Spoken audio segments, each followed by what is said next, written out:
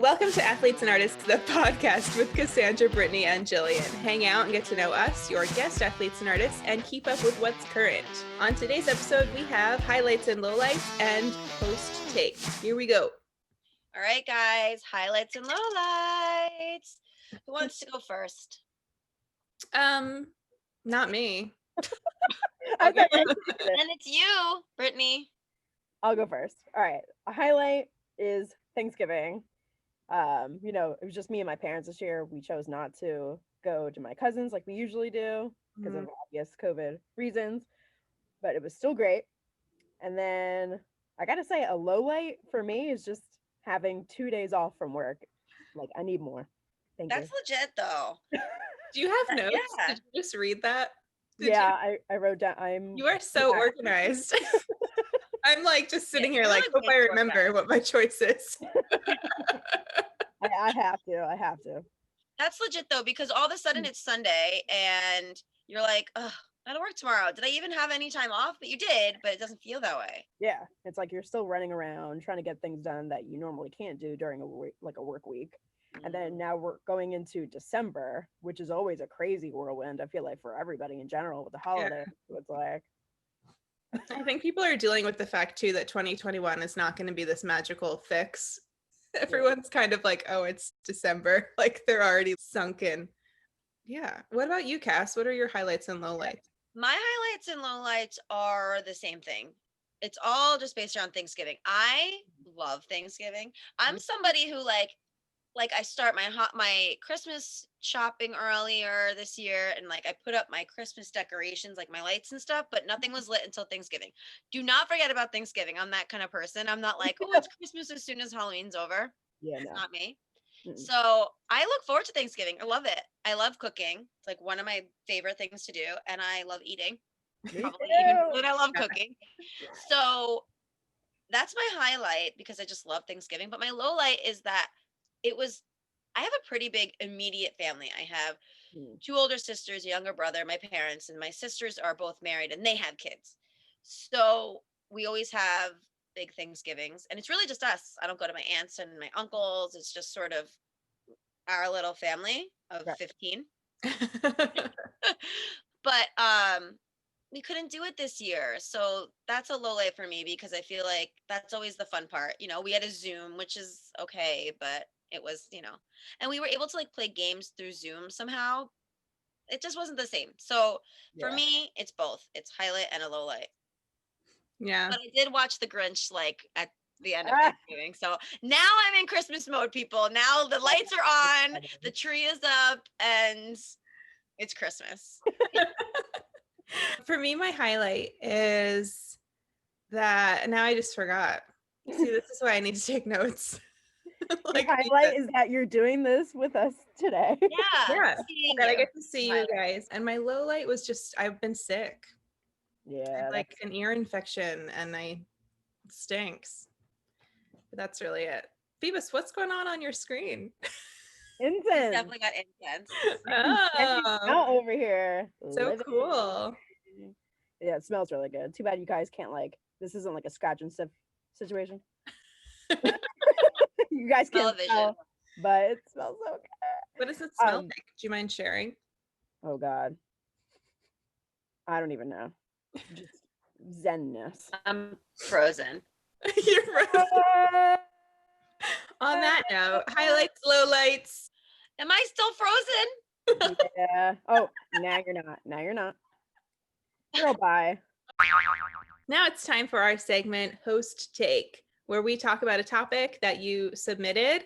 And this week's topic is on 2 words that are connected, which are failure and rejection. Because I think they're very intertwined, failure and rejection. Absolutely, especially for athletes and artists who are constantly trying to get on a team or play a game or get cast in something. It's just part of the process for us. So we just wanted to talk about that with you. And this is the subject that you submitted. So we're going to go for it. We thought it was a great choice. I think I'll start. One of the things that I love about failure, don't laugh at me. Do you want to start, Phoebus? You can start. No, I just love it. I just love it. So failure to me and rejection, I worked with this one executive director for a while, and something he says to all the young performers, which I think all performers should hear, is that it's a jigsaw puzzle. So you might be a great puzzle piece for a different puzzle. Right.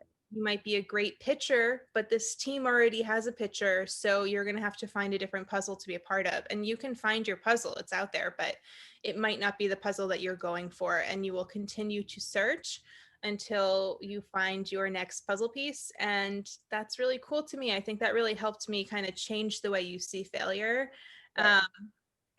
And I don't know what Cass is doing. She's giving Sorry, I have like a rainbow on me. Can you see? Yeah. It looks like an angel standing right next to yeah, Oh, I love that. you. I love that. But it's like distracting. So sorry. that's okay.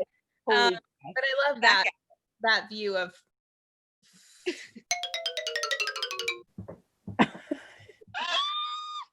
Yes.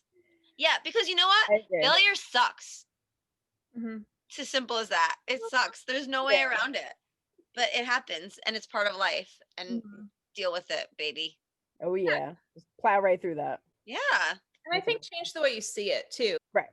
I always, when I hear the word failure or rejection, I think forward, right? It's just a step in the right direction. Okay, that wasn't your path. So you're going to continue to learn from that experience. You're going to continue to grow from that experience, create relationships from that experience, and move forward, because it really is an integral part of the process for an athlete or artist. You need to fail to move forward. And if you think of it that way, it's exciting and it keeps you going, at least for me. Yeah, I agree. I always thought that, like, if I didn't get one opportunity, then that just means more opportunities or other opportunities will come by at some point. You know what I mean? But you just have to like keep making sure that you stay relevant, you know, towards what you want to do, what your goal is.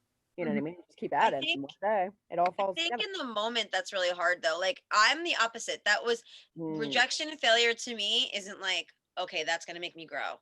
Like it's just how it kind of is. Like I've always been like self-deprecating if I fail or if I have some sort of rejection, I'm like, that's it. It's over. You know what I mean? Like, and that's just how I was. So like you have to really, it's every step is a stone, you know, like you have to take one little tiny step at a time, because I can say right now, you need to grow and there's so many different things that you can learn from it. And that's how I really think. But in the moment of a failure and a rejection, that's the hardest part. That's the hardest time to say, like, this is when you need to be positive. Do you know what I'm saying? So it's like when you're in it, you need to make sure that you keep on keeping on. You need to think about all the different things you've taken in. Yeah, okay, maybe they didn't like me, but maybe they just didn't need me. Or maybe, you know what I mean? And that's the hardest thing, is to stay focused in the moment. For me, anyway. Yeah. I mean, everyone copes differently with things like that. You know what I mean? I always think like if you weren't the solution to someone's problem of like trying to, let's say, find someone to be cast into something or have a spot on a team or what have you, then you'll be a solution to someone else's problem. Do you know what I mean? Yeah. So just thinking, it's really all just about mindset, and just getting through. Absolutely. And like the whole thought of like, maybe they didn't want you, maybe you were not good, work on it. Do you know what I'm saying? Like, yeah, sometimes it's like, oh, it's a puzzle and oh, it's like, you know, there's lots of failure, but maybe it was just like, you weren't good today. You need to get up and go put your work in so you are good tomorrow, because if you didn't fit their mold, then you need to figure out where you fit in and you need to work your ass off to figure that out. You know what I'm saying? Right.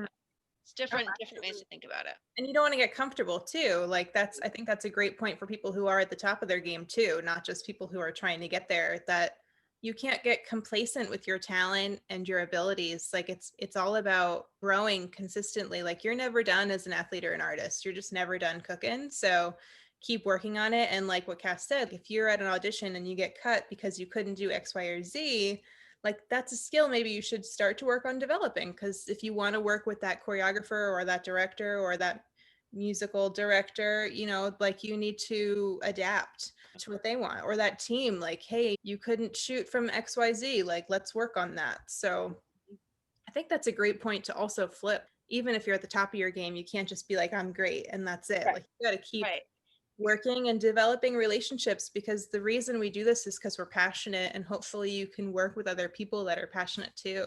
Right. Yeah, I agree with that. exactly. And Yeah. just because you fit somebody's mold once doesn't mean you're gonna do it again. Yeah. So Exactly. there's definitely like a different way to think about that too. Either way, whether you get something or you don't, there should be a moment where you say to yourself, that's okay. You know what I mean? And now we move forward. Because if you stay in the past and you stay in that, let's say, downward spiral sometimes of rejection or failure, then you're just going to mentally always stay stagnant. Mm-hmm. You need to keep fresh. You know what I mean? And that's just part of the growth. Mm-hmm.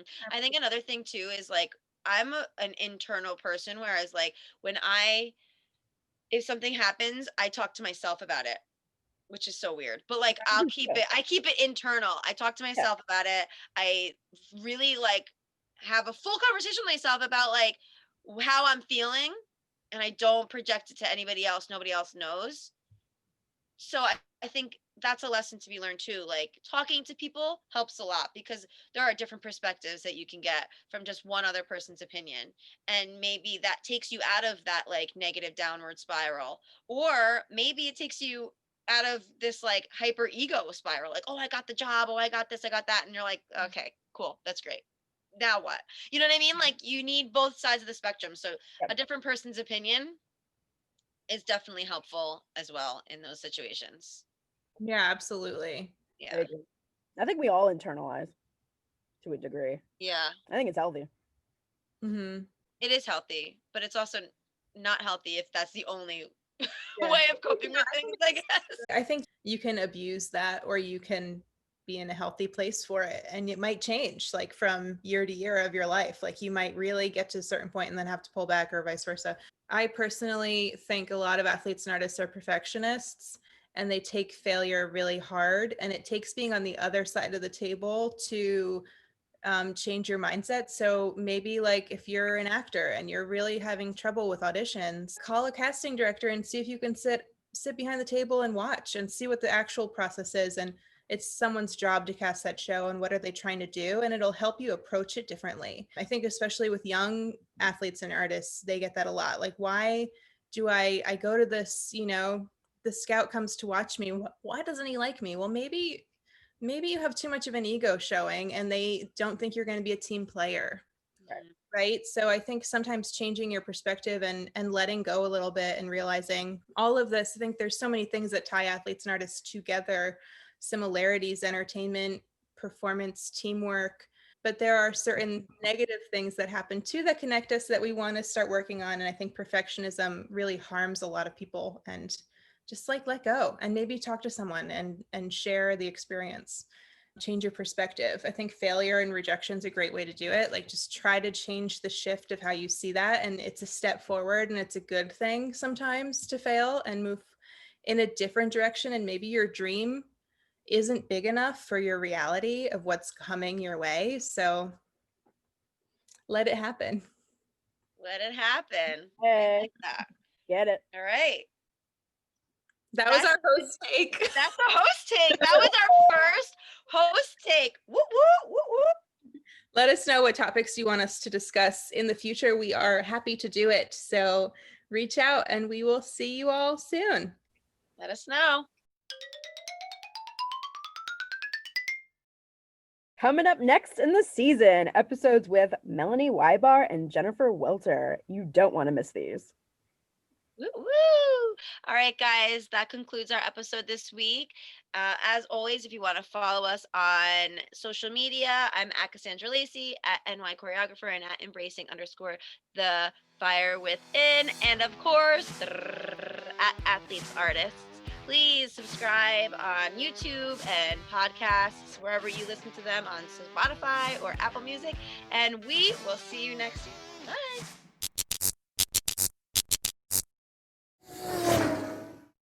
I tried to wink and I blinked.